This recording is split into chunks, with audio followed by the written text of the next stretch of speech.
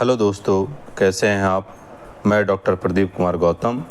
आज हम लोग प्रैक्टिस सेट संख्या 3 का अध्ययन करेंगे। हम लोग अध्ययन कर रहे हैं हिंदी साहित्य का, और हिंदी साहित्य के अंतर्गत हम लोग TGT, PGT, net, assistant professor की जो आगामी परीक्षाएं होने वाली हैं उसकी तैयारी के लिए हम लोग यह सीरीज लेकर आए हुए हैं। और इस सीरीज में जब तक सहायक आचार्य या असिस्टेंट प्रोफेसर की जो वैकेंसी है वो उसकी परीक्षा जब तक नहीं हो जाती है तब तक हम लोग प्रतिदिन प्रयास करेंगे कि एक सेट तो प्रतिदिन लगाएं ही। तो चलिए हम लोग देखते हैं पहला प्रश्न क्या है। पहला प्रश्न है, अधिकार सुख कितना मादक किंतु सारहीन है, पंक्ति प्रसाद के किस नाटक से है। तो देखिए हम लोगों ने इसको पढ़ा हुआ है, और यदि हम लोग ध्यान से देखें तो अधिकार सुख कितना मादक किंतु सारहीन है, पंक्ति प्रसाद के किस नाटक से है। तो यह जो है किससे है, स्कंदगुप्त जो उनका नाटक है उससे जो है ये पंक्ति है। आगे हम लोग देखते हैं, हरिवंश राय बच्चन की आत्मकथा के कितने भाग प्रकाशित हैं। तो हम लोग यदि देखें कि हरिवंश राय बच्चन की आत्मकथा के कितने भाग प्रकाशित हैं, तो हम लोग देखें तो कितने भाग मिलते हैं हम लोगों को, 4 भाग मिलते हैं। फिर आगे हम लोग देखते हैं अगला प्रश्न, रिपोताज किस भाषा का शब्द है। रिपोताज किस भाषा का शब्द है। तो यदि हम लोग देखें तो रिपोताज मूलतः क्या है, फ्रांसीसी भाषा का क्या है, शब्द है। फिर आगे हम लोग देखें तो अगला प्रश्न है, हिंदी का प्रथम पत्र उदंत मार्तंड प्रकाशित होता है।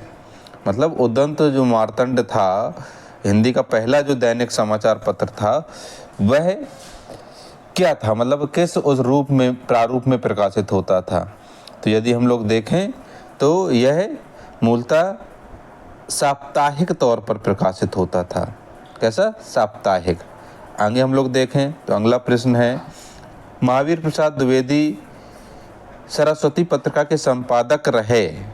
तो यदि हम लोग इसको देखें कि वो सरस्वती पत्रिका की जो शुरुआत है वो तो 1900 से हुई थी, लेकिन महावीर प्रसाद द्विवेदी जी तब इसके संपादक नहीं थे। तो संपादक कब बने, तो यदि हम लोग देखें संपादक ये जो है बनते हैं कब, 1903 से लेकर 1920 के बीच में।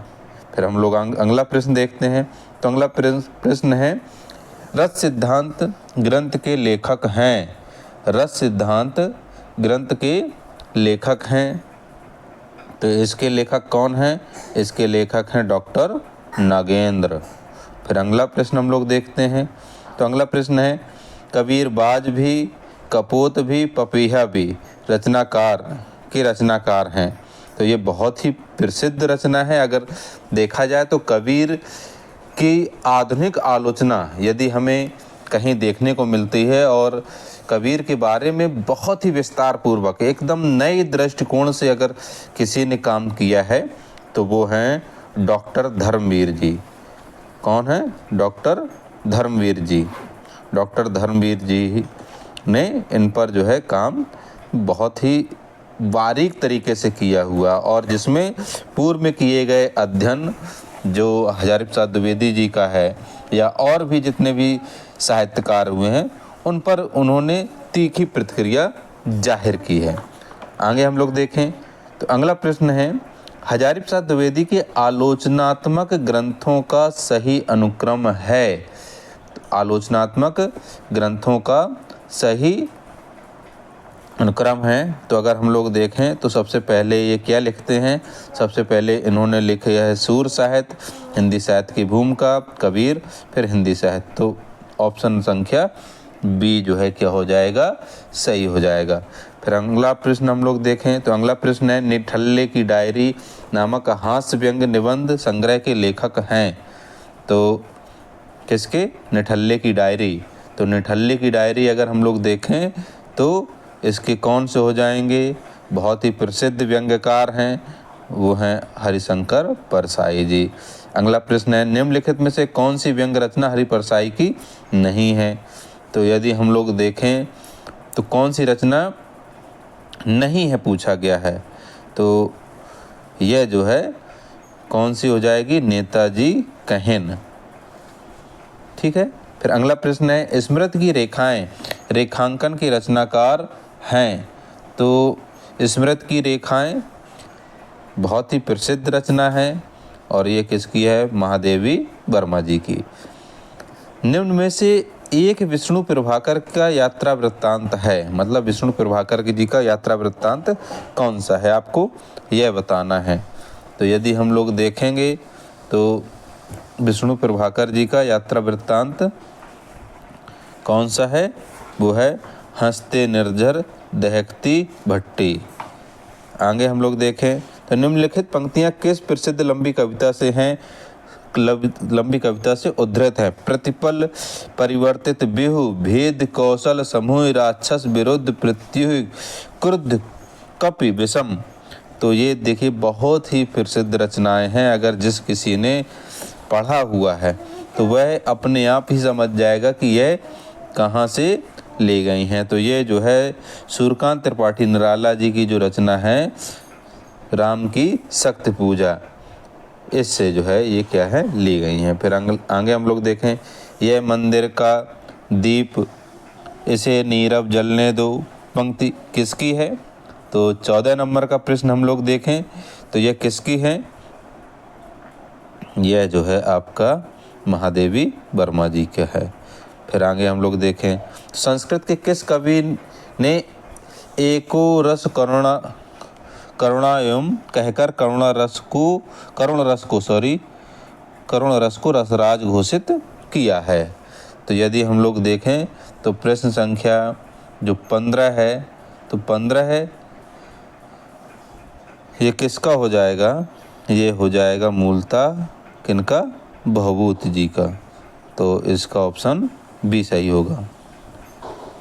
तो आगे हम लोग देखें तो अगला प्रश्न है, विभावानुभाव व्यभिचारी संयोगाद रस निष्पत्ति ही के प्रतिपादक, मतलब इसको प्रतिपादित किया था। तो ये देखिए बहुत ही प्रसिद्ध है और ये आपने ज़रूर पढ़ा होगा।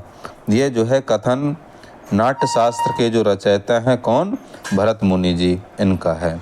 फिर आगे हम लोग देखें, रस को नाट्य तक सीमित रखने का सर्वप्रथम विरोध किसने किया? तो यदि हम देखें तो किसने किया था? वो जो है अभिनव गुप्त जी ने किया था। फिर आगे देखें, मानक देवनागरी वर्णमाला का प्रकाशन कब हुआ? जो मानक वर्णमाला है वो कब प्रकाशित होती है? तो प्रश्न संख्या 18, तो 18 का जो है ये कब हो जाएगा? यह है आपका 1966 ईस्वी में। फिर आगे हम लोग देखें, रस को वेद्यांतर स्पर्श शून्य किसने माना? तो रस को वेद्यांतर स्पर्श शून्य किसने माना है? तो यदि हम लोग देखें तो किसने माना है? विश्वनाथ जी ने माना है। किसने माना है? विश्वनाथ जी ने। ठीक है। फिर अगला प्रश्न हम लोग देखें तो अगला प्रश्न जो है क्या हो जाएगा? अगला प्रश्न है, वैद्यनाथ मिश्र किसका वास्तविक नाम है? तो अगर हम देखें तो 20 नंबर का जो प्रश्न है वह अगर हम देखें तो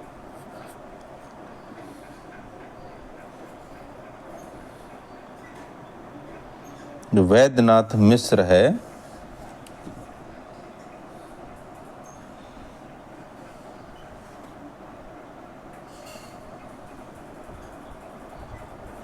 वैद्यनाथ मिश्र मूलतः किसका हो जाएगा?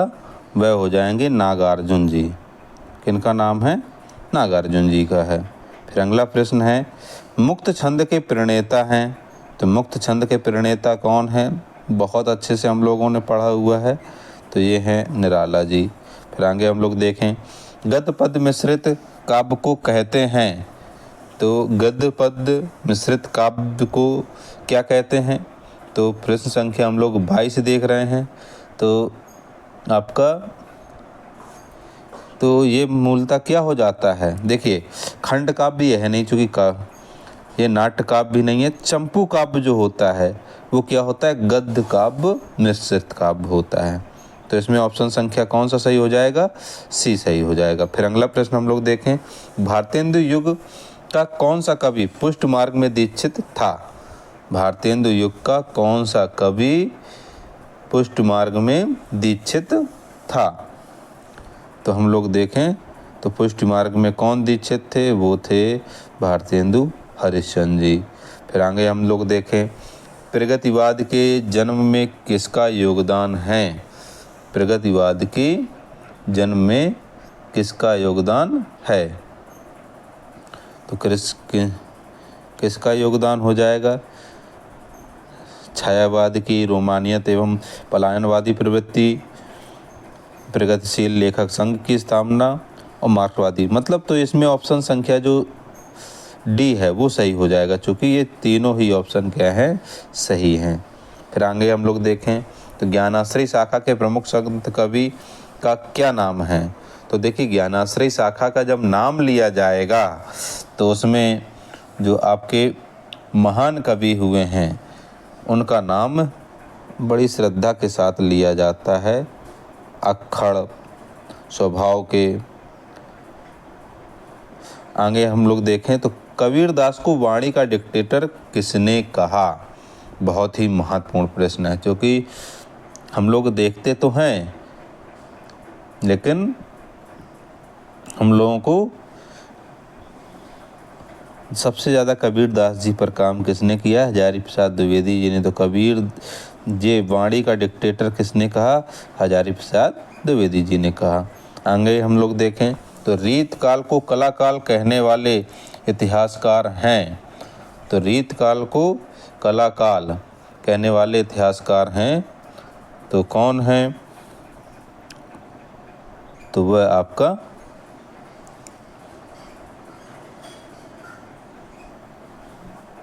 रमाशंकर शुक्ल रसाल जी हैं। फिर अगला प्रश्न हम लोग देखें, निम्न में से किसी एक का उपनाम नियाज था। तो मुंशी सदा सुखलाल नियाज जो है, तो इसमें ऑप्शन नंबर 1 सही हो जाएगा 28 का। फिर अगला 29 नंबर का हम लोग प्रश्न देखें तो मेरे बचपन के दिन की लेखिका कौन है। कौन सा, मेरे बचपन के दिन की लेखिका कौन है। तो ये जो है मूलतः किसका लिखा हुआ है, महादेवी वर्मा जी का है। ठीक है। फिर अगला प्रश्न है, किस रचनाकार ने स्वयं को उर्दू और हिंदी का दोआब माना है। किसने स्वयं को उर्दू और हिंदी का दोआब माना है। तो अगर हम लोग देखें तो किसने माना है, तो ये माना है शमशेर बहादुर सिंह जी ने। ठीक है। तो इस प्रकार से कुल जो 30 प्रश्नों की श्रृंखला थी वो हमारी यहाँ पर संपन्न होती है। हम लोग आगे भी लगातार ये जो सीरीज है इसको लेकर चलेंगे और लगातार अध्ययन करते रहेंगे। आपने वीडियो को पूरा देखा, इसके लिए आपका बहुत बहुत धन्यवाद। आप लोग चैनल में पहली बार हैं तो चैनल को लाइक सब्सक्राइब अवश्य करें। साथ ही वीडियो कैसा लगा कमेंट्स बॉक्स में कमेंट्स करके ज़रूर बताएं। आप सभी का एक बार पुनः बहुत बहुत धन्यवाद।